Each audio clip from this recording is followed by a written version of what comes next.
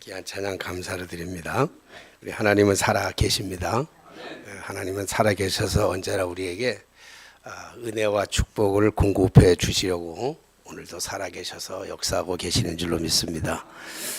반면에 하나님이 살아 계시는 동시에 마귀도 사탄도 우리 주변에서 역사하고 있습니다. 그래서 우리가 하나님의 주시는 은혜를 마귀가 우리 안에서 야금야금 갉아먹습니다. 빼앗기지 않도록 우리가 깨어서 늘 기도하며 승리하는, 믿음으로 승리하는 저 여러분이 되시기를 간절히 부탁을 드립니다. 제가 초등학교 한 3학년 때쯤으로 기억되는데 얼굴에 자꾸 마른 버짐이 끼고 많이 먹어도, 물론 먹을 것도 많지 않았지만 먹어도 살이 안 까고 자꾸 삐식삐식 말라요. 그런데 누가 지나가다가 날 보고 구충약을 한번 먹어보라. 그래서 이제 구충약을 먹었더니 그 당시에 얼마나 회충이라고 하는 그 벌거지가 내 안에 많았던지 한번 다 쏟아내 본 적이 있습니다. 그리고 나서 그 이후로부터 좀 살도 오르기도 하고 이렇게 피부가 만질만질 지금 빛나고 있습니다. 그래서 우리가 우리 은혜를 많이 받는, 말씀을 많이 듣고 은혜를 많이 받는 것도 참 소중하지만 우리가 우리의 곁에서 끊임없이 우리를 유혹하고 넘어뜨리는 보이지 않는 그 악한 마귀들을, 사탄들의 계획에 넘어가지 않도록 우리가 늘 깨어서 기도하면서 마귀는 우리가 대적을 해야죠.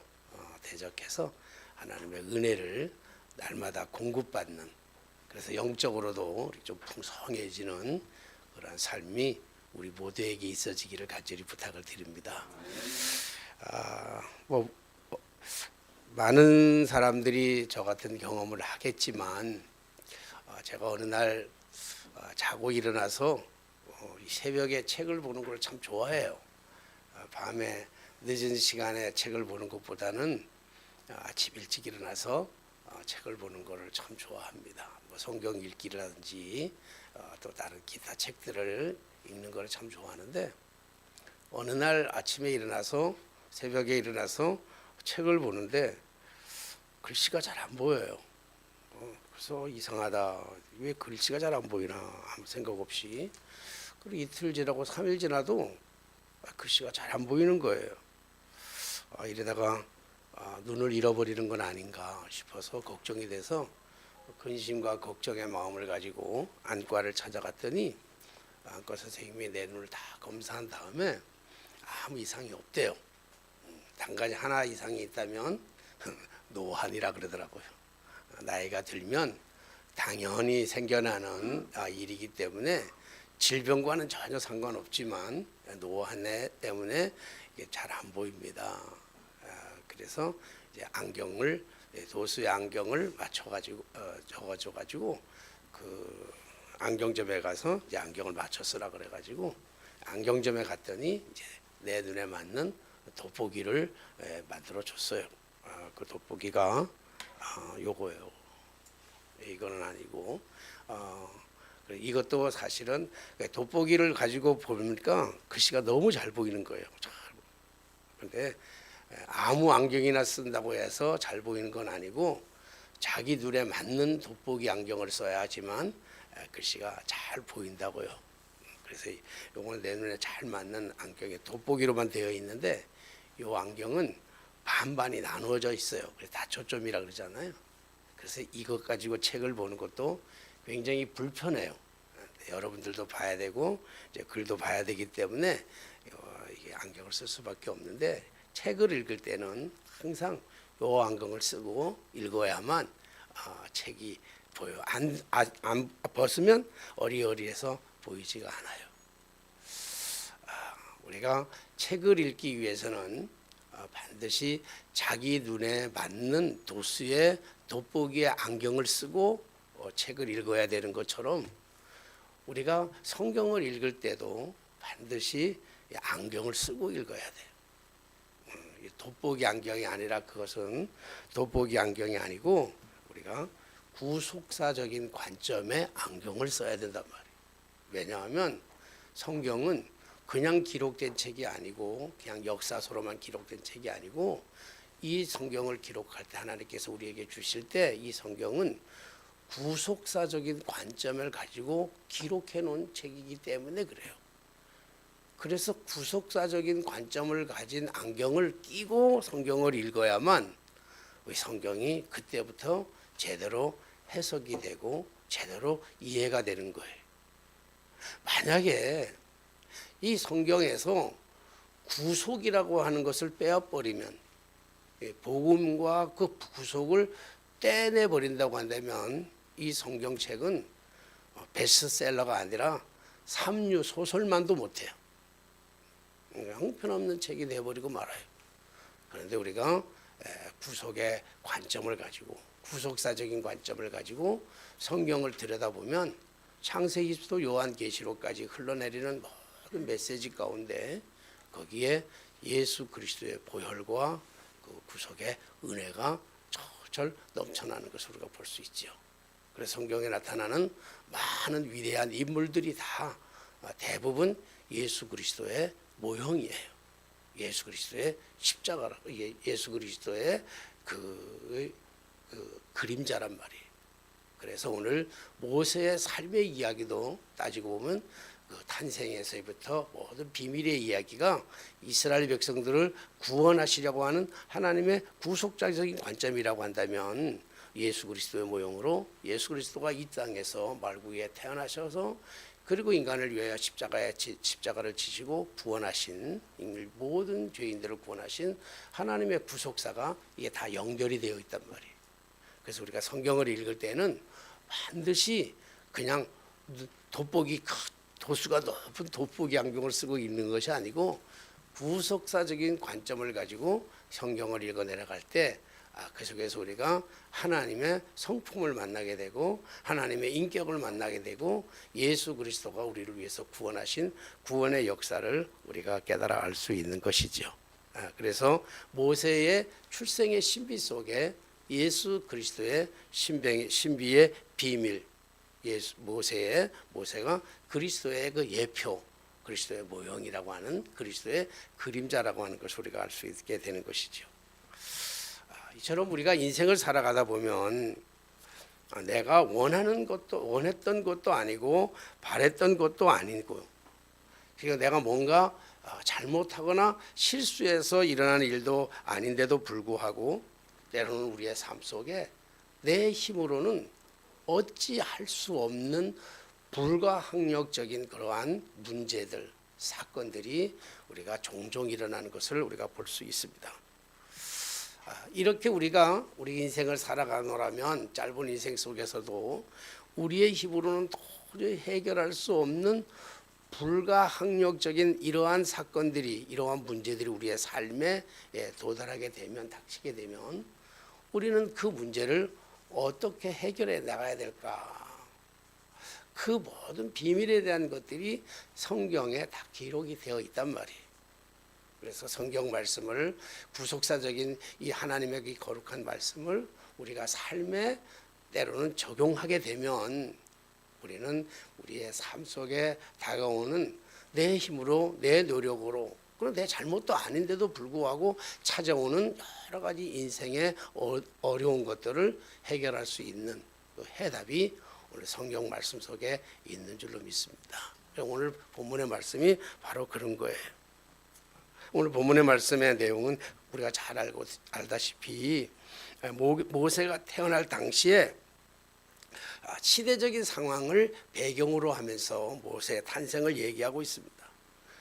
모세가 탄생할 때 시대적인 배경을 본다고 하면 우리가 잘 알다시피 이집트의 파라오 왕이 히브리인들, 그러니까 야곱의 시대에 흉년이 왔고 그 흉년 때에 요셉이 이 이집트에 가가지고 팔려가가지고 이집트의 총리가 되어서 이 흉년의 때에 그 아버지 야곱의 식구들을 다 데리고 와가지고 그 이집트에서 제공한 땅에서 살잖아요.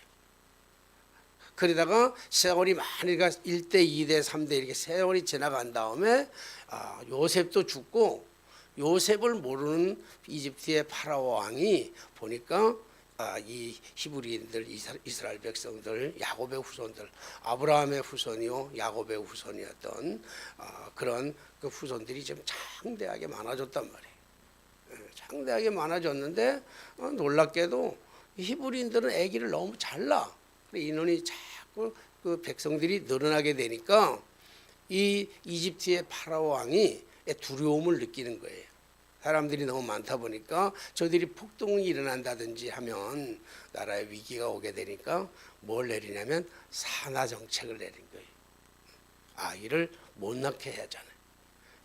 아이를 못 낳게 하는 여러 가지 방법들을 시도했지만 다 안 통해요.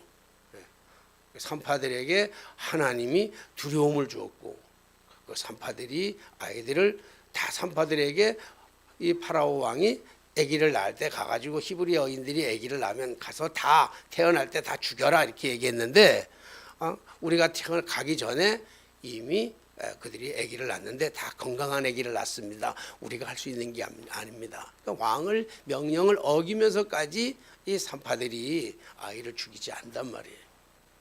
그러니까 오늘 파라오 왕이 이집트의 파라오 왕이 마지막 결단, 잔인한 결단, 인류 역사상 가장 잔인한 방법인데 뭐 하냐면 만약에 딸을 낳는다면 여자 아이들은 살려둬라. 그러나 만약에 아기를 낳는데 히브리 여인들이 아기를 낳는데 그 아기가 만약에 아들이라고 한다면 다 부모들은 그 아이를 나일강가에다가 살아있는 대로 수장시켜서 죽여라 버려라 이런 명령을 내렸다고요. 이때에 레위 남자한테 레위 여자가 시집을 왔는데 그 여자 이름이 뭐냐면 요게벳이에요. 요게벳. 우리가 잘 알고 있는 모세의 어머니이기도 하잖아요. 요게벳이 결혼을 해서 아기를 낳는데 이번에 아기를 낳는데 아기를 보니까 아기가 사내 아이란 말이에요. 사내 아이인데 사내 아기를 낳고 보니까 아이가 너무 잘생겼어. 수해. 그 눈에 보기에 뭐 고슴도치도 자기 새끼가 예쁜 것처럼 아마 이 요게벳의 눈에 자기의 아이가 너무 귀하게 보이는 거예요. 근데 그게 아들이에요.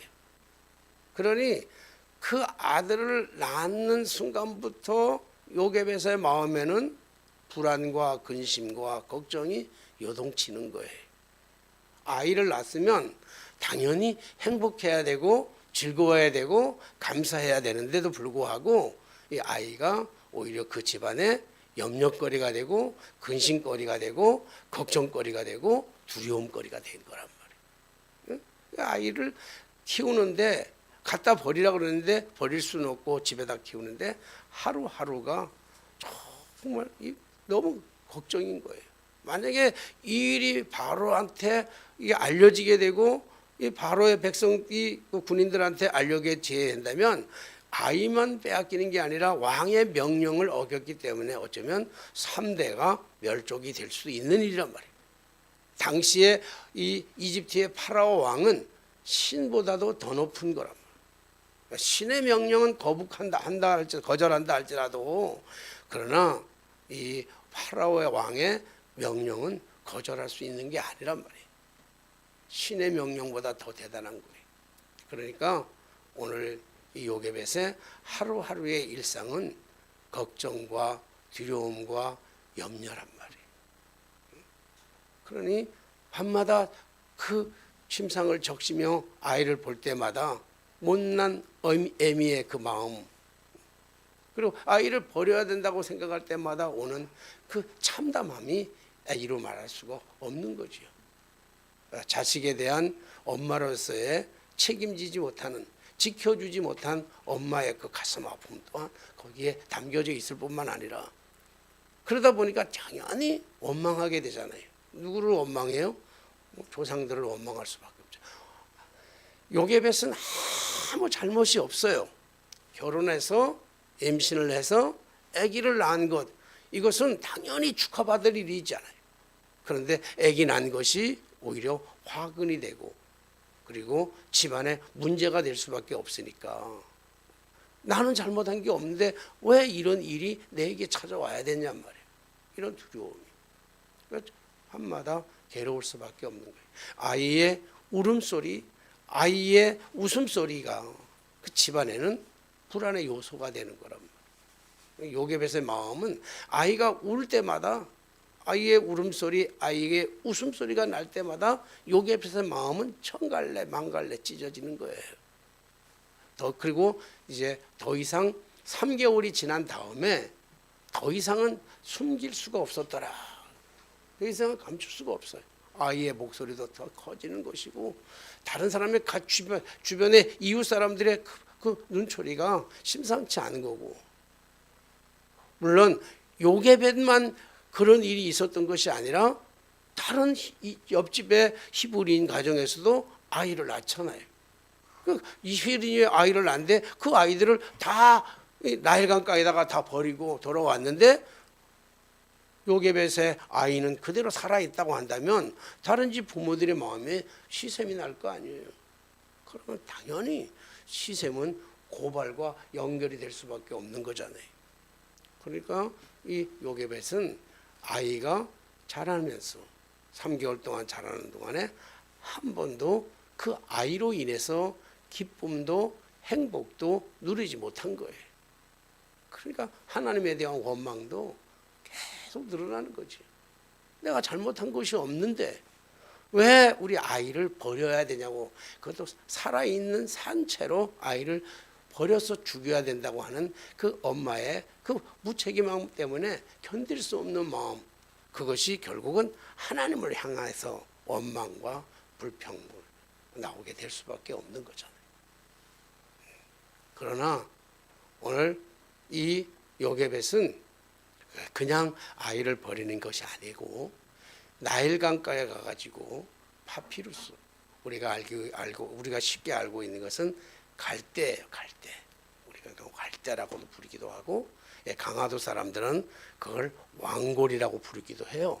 조금 다르죠. 모양이 조금씩 다른데, 오늘 이 요게벳은 그 나일강가에 가가지고 버려야 될 그 아이를 버려야 될 그 나일강가에 가가지고 그 나일강가 그에서 자라고 있는 파피루스라고 하는, 우리가 그냥 기억하고 있으면 그 갈대를 꺾어다가, 그리고 밤마다 갈대를 가지고 잘라서, 그리고 갈대를 연한 순처럼 만들어 가지고 그 갈대로, 파피루스로 갈대 상자를 만들기 시작합니다.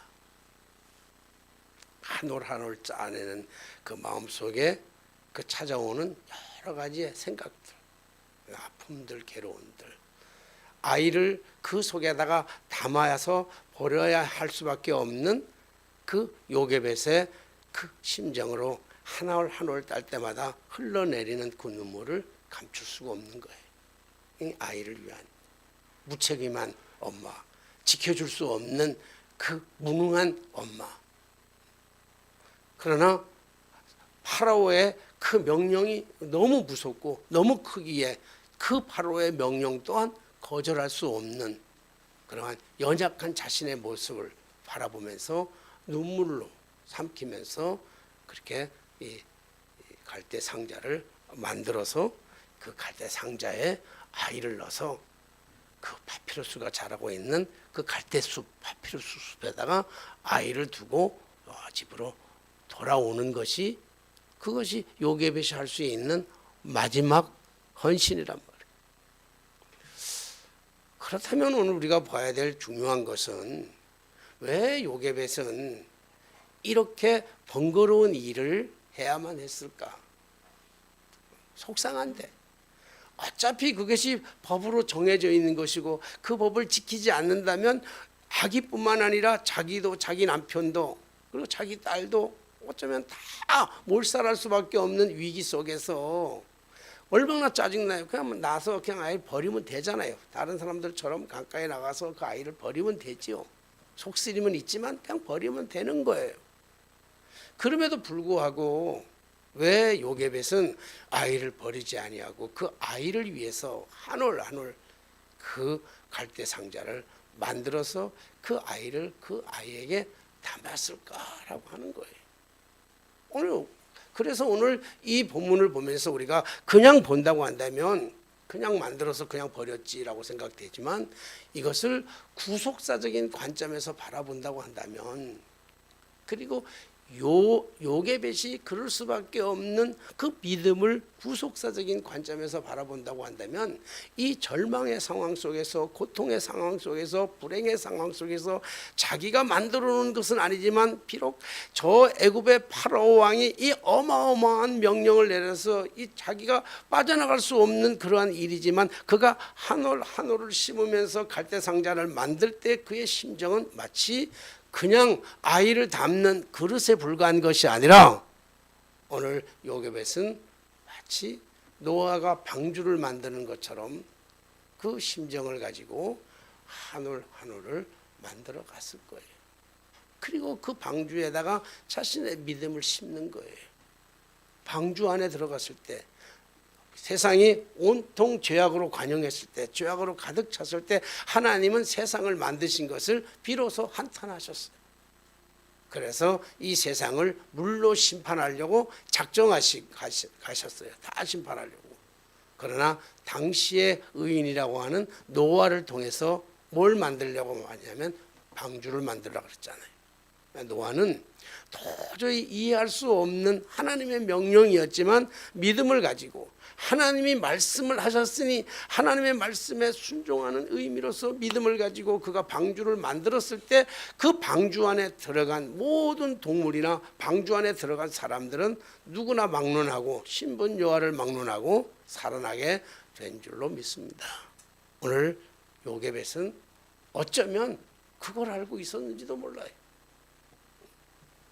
창세기에서 일어났던 그 사건에 대한 전승으로 일어났던 우리의 그 조상들이 겪어야 했던 그 속에서 겪었던 이 일들 가운데 노아의 방주를 생각해낸지도 몰라요. 그래서 갈대상자를 만들 때 단순한 그릇으로 만드는 것이 아니라, 상자로 만든 것이 아니라, 그것을 노아의 방주처럼 그 안에 들어가는 자마다 살아날 수 있으리라고 하는 그 희망을 가지고, 믿음을 가지고 한 올 한 올 방주를, 이 갈대상자를 만들어서 모세를, 그 아이를, 갓난아기, 사실 아직까지 이름이 없잖아요. 그냥 갓난아기예요. 태어난 지 3개월밖에 안 되는 갓난아이를 그 갈대상자에 넣어서 갈대숲에다가 버려두고 돌아올 수밖에 없는 엄마의 마음.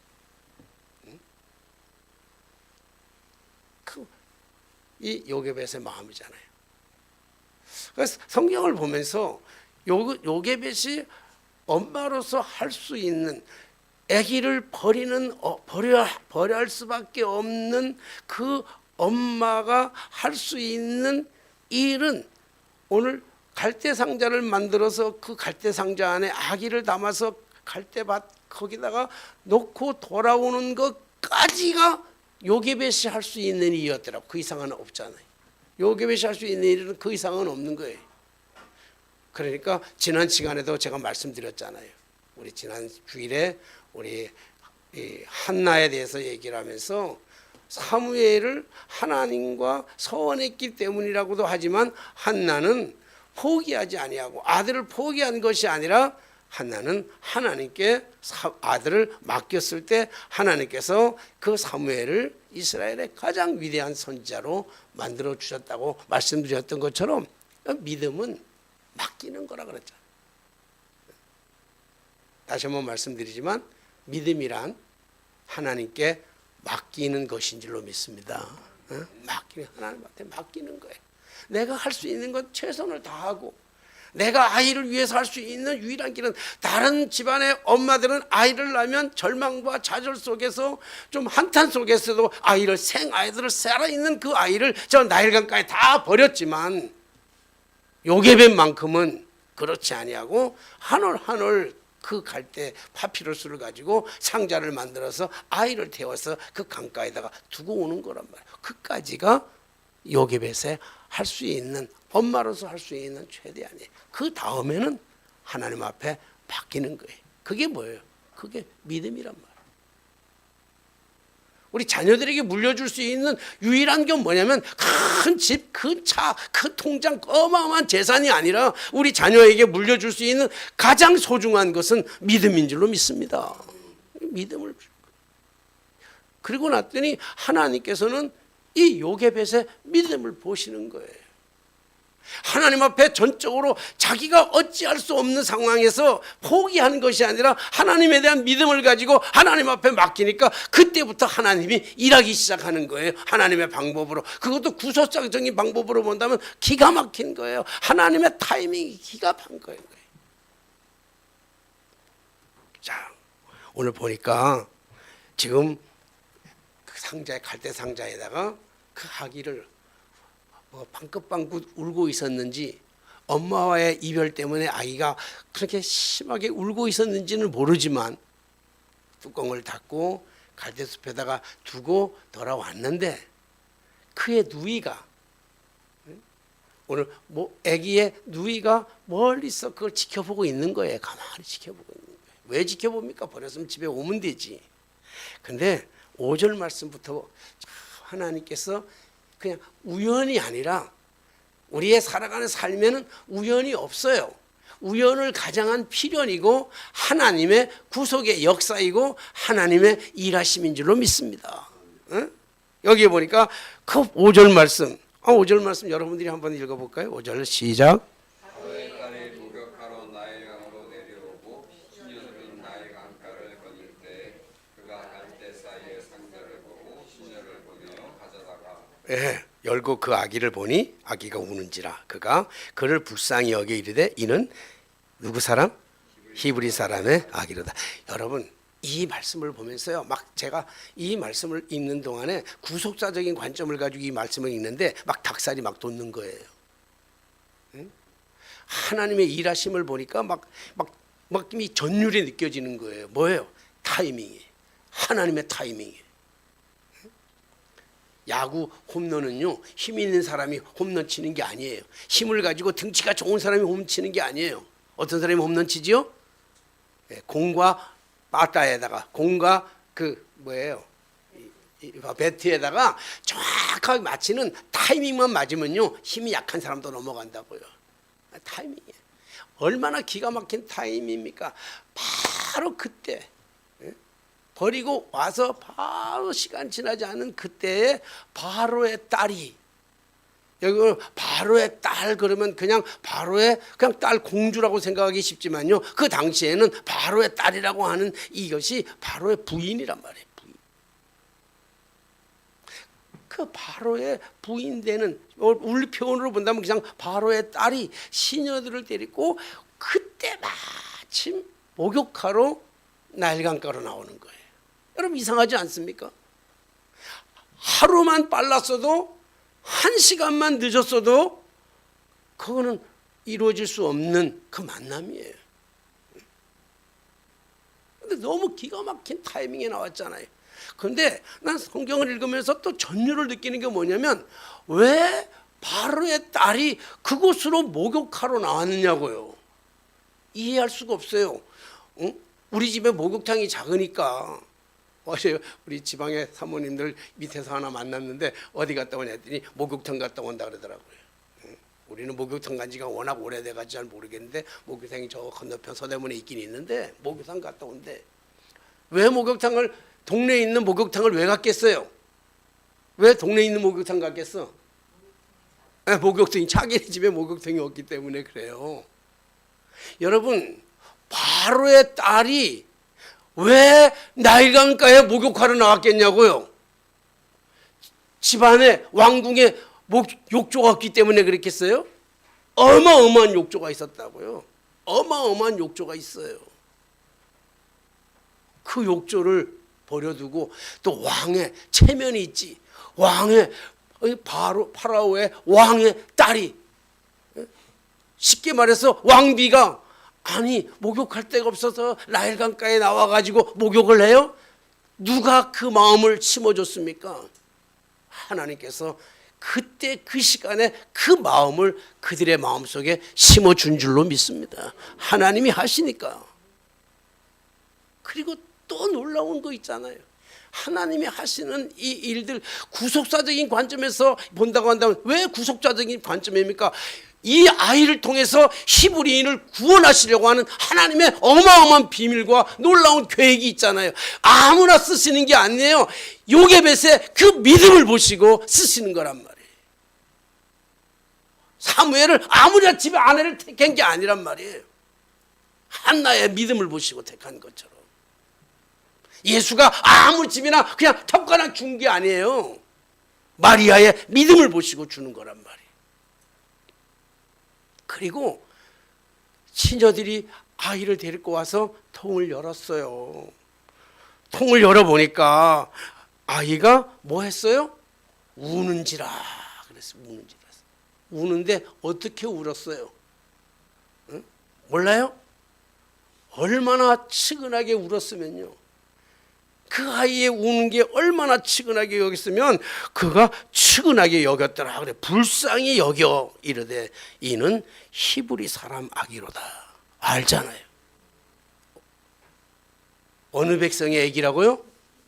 히브리 사람의 백성의 아기면 어떻게 해야 돼요? 에? 어떻게 해야 돼요? 죽여야지. 갖다 버려야지. 영돈 없어서 버려야지요. 이게 파라오의 명령입니다. 이 명령을 어기면 딸이든 왕비든 다 죽는 거예요. 그런데 오늘 이 아이를 보고 히브리인 아이인 줄 알면서도 이 아이를 측은한 마음으로 불쌍한 마음으로 여기면서 자기가 데려다 키우기로 작정하잖아요. 이게 가능한 일입니까?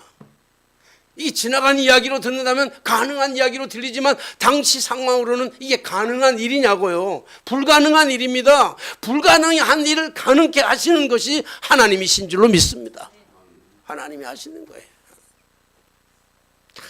그리고 읽을 때마다요, 우리가 하나님한테 맡기면요, 우리가 할 수 없는 일이지만 하나님 앞에 맡기니까 하나님이 하시는 이 기묘한 일들, 그 타이밍, 목욕하러 나오는 그 시간과 아이를 불쌍히 여기는 마음뿐만 아니라 그 당시에는요, 그렇게 아이를 낳아서 버리는 사람들이 많다 보니까 엄마들이 젖이 뚱뚱 푼다고요.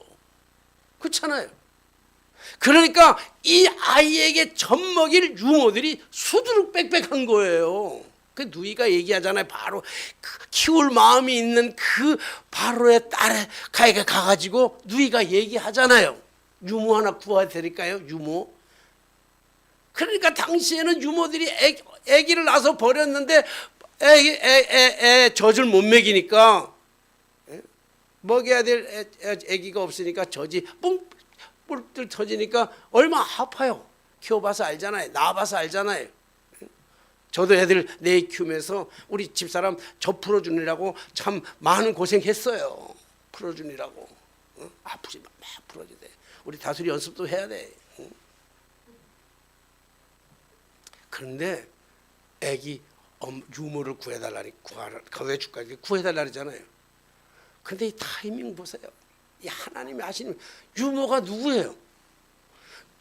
그 아기의 누나가 구해다 준 유모가 누구냐고요? 누구죠? 성경이 안 나와서 몰라요? 요게벳이에요. 요게벳. 요게벳이라고요. 요게벳. 엄마가 아이의 젖을 물리는 거예요.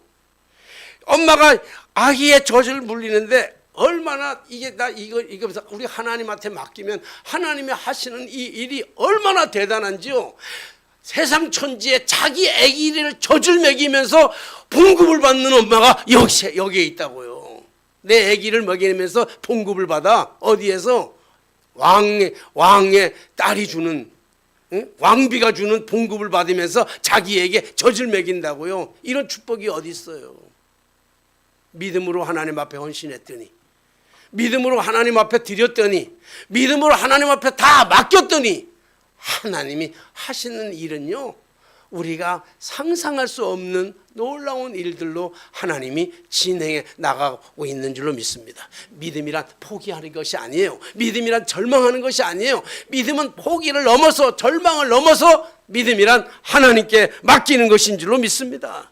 그랬더니요, 오늘 그 순간 그리고 아기가 다 젖대고 그 파라오의 공주에게 파라오의 딸에게 들어갔을 때 파라오의 딸이 이름을 뭐라고 줬어요? 모세라고 줬어요. 왜 모세라고 줬지요? 물에서 건짐을 받았다고 해서 모세라고 하는 이름을 줘요. 그런데 놀라운 거는 모세 다음으로 붙인 수식어가 뭐예요? 기억나요? 모세 다음으로 붙여준 모세 이름 뒤에 따라오는 수식어가 뭐예요? 모세 뒤에 따라오는 수식어 이집트 왕자예요. 믿지 않는 사람들은요, 모세가 어떻게 된지는 잘 모르지만요, 이집트 왕자였던 사람이 누구냐고 물어본다 그런다면 모세를 모르는 사람도 없어요. 모세는 40년 동안 파라오의 그늘 안에서 파라오의 그 왕비 밑에서 이집트의 왕자의 신분을 가지고 40년을 살아간다고요. 40년 동안. 이것이 하나님의 놀라운 계획이고 하나님의 놀라운 섭리시며 하나님이 일하시는 방법인 줄로 믿습니다. 사람의 마음을 감동시키고 타이밍에 맞춰서 사람들의 마음을 감동시키고 역사하셔서 버려질 수밖에 없는 그 아이, 어머니의 그 믿음 하나로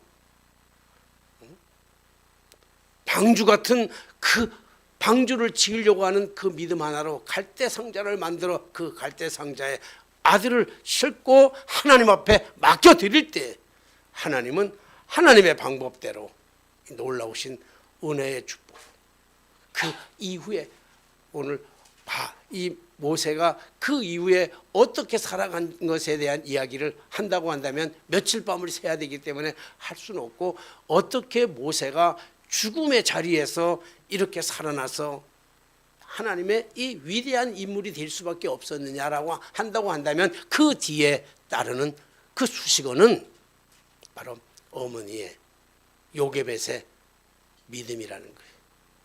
믿음이 뭐라 그랬죠? 잊어버렸는데 믿음이 뭐죠? 맡기는 것이, 포기하는 것이 아니에요. 절망하는 것이 아니에요.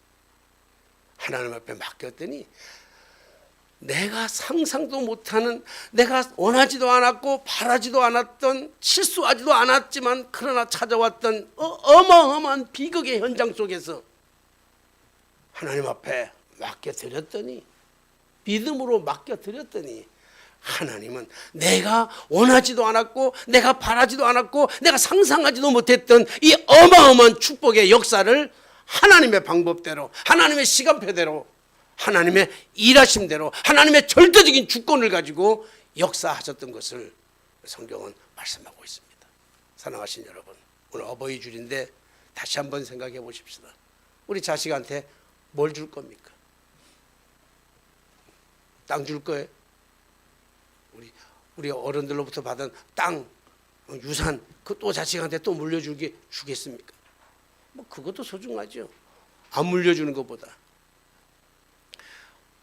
집이 없어가지고 장가를 못 가는 애새끼들을 바라보면서 부모의 아픈 마음도 있어요.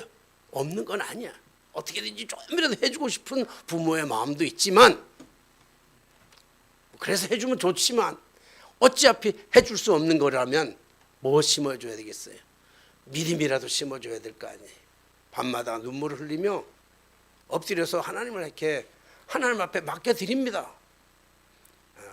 하나님 앞에 맡겨드렸더니 지금까지는 뭐 대단한 건 아니지만 지금까지는 하나님의 방법대로 인도하시고 지키시고 하나님이 책임져 주셨더라고요. 앞으로도 우리 자녀들한테 뭘 심어주겠어요? 뭘 주겠어요?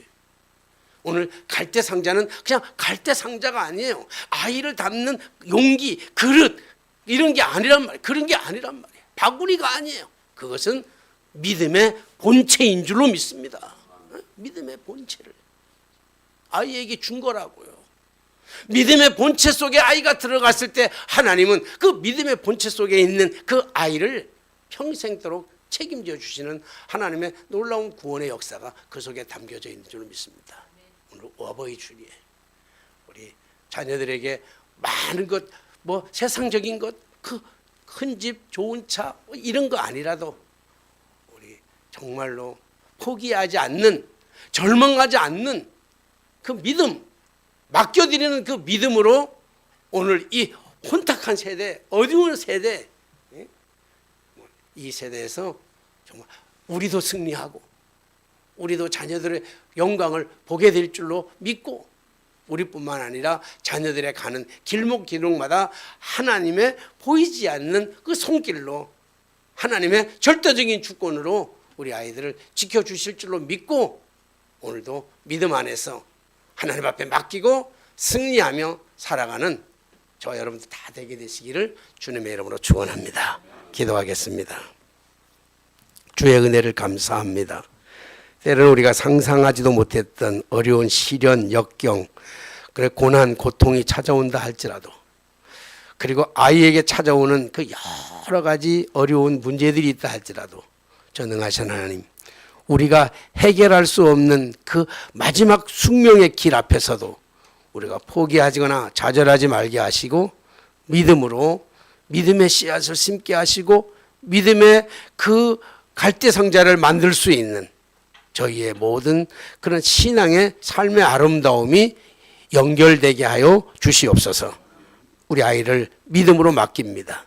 주께서 우리 아이들의 가는 인생의 모든 길목길목마다 함께하여 주시옵시고, 모세의 그 뒤에 따라다니는 그 수식어, 이집트의 왕자였다라고 하는 그 엄청난 수식어처럼 우리 아이들이 이 세상에 정말 하나님의 축복받은 자녀들로 다 살아갈 수 있도록 주께서 함께하여 주옵소서. 예수님의 이름으로 기도하옵나이다. 아멘. 네, 찬송가